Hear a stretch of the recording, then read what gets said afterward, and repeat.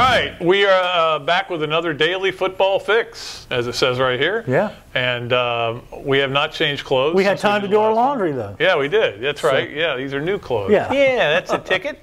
We got an interesting one for you here right now, and that is, it's at least my thought, I think, Robbie, you'll agree with me, when the first teams come out for all SEC in Atlanta, where the SEC Media Days are this year. Yeah. There won't be a Gator on the first team. I don't think so, Pat. I can't think of who that would be, but we're going to tell you who we think at the end of the year might be on that team, because that's the one that matters. Yeah. You don't get a plaque, you don't get a certificate. Do it on performance, not for preseason. Yeah. No, nothing comes your way. It's all performance. All right, I'll let you start out with this one. Okay, I'm going with Marco Wilson, Pat. To do the things he did as a freshman at cornerback, he's going to be one of the best defensive players in the league, and he's the next great Florida defensive back, I think, and it's going to show this year. He's going to be all SEC by the end of the year.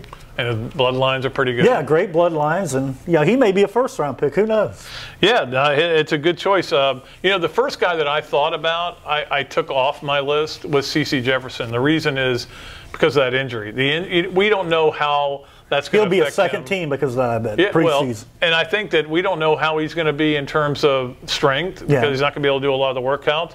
I still think he's going to have a good year, but I didn't put him on this list. I did put Martez Ivey, reluctantly, because Martez Ivey has not... Leap of faith there, Pat. Well, it is a leap of faith, and he has not played to all SEC, and that's why he's still in school. Yeah. But I saw him at the softball the other day, and he is looking good. I mean, he's trimmed down. It's not the kind of pudgy guy that used to be out there. And I do think that there's going to be that senioritis where you go, hey, look, this is it. There is nothing else after this. I might have no chance to go to the NFL if I don't have a good year. I got a feeling he's ready to have a big year. Yeah, and Pat, there's no doubt about the guy's potential. I mean, everybody sees it and they say, why isn't he playing better? I think he will play better. Yeah. I agree with that pick. Okay.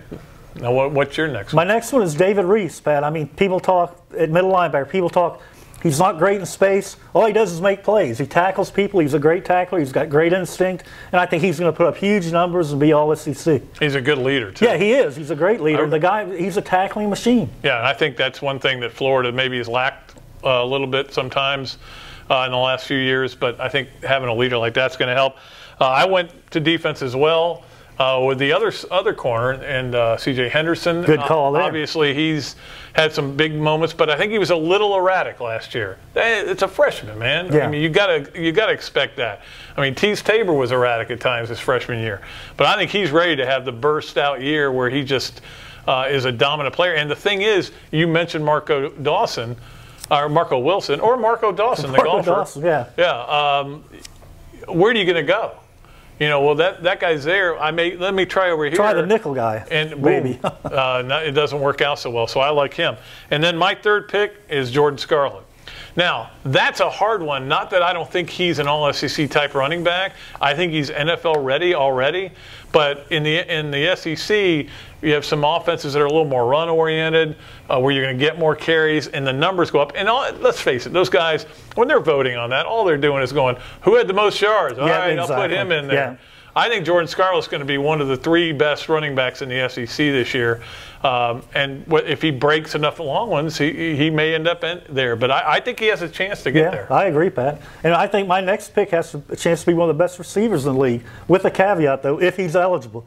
But I'm talking about Van Jefferson, Pat. We saw him in the spring. He was the best receiver on the field by far. Great route runner, great hands, does everything right. He's a playmaker, and they've been missing that. And I think he's going to have a huge year if he's eligible, which I think he will. I think he will be too, but to be determined. Yeah, but I mean, I agree with you. I think he's the best receiver they have. I do too, by far. And if they're going to try to throw it a little bit more and throw it downfield a little bit more, that's a good choice. All right, those are our players that we think have a shot at getting the All-SEC at the end of the year when you actually get something for it, not at the beginning of the year. We'll be back with another daily football fix. Make sure you click on Gatorsports.com every day, because there's one up there every day right up to SEC Media Days. And we will be back with another one in a bit. But right now, we got to get out of here. Pat Dooley, Robbie Andrew, Gainesville Sun. So long from the Sunshine State.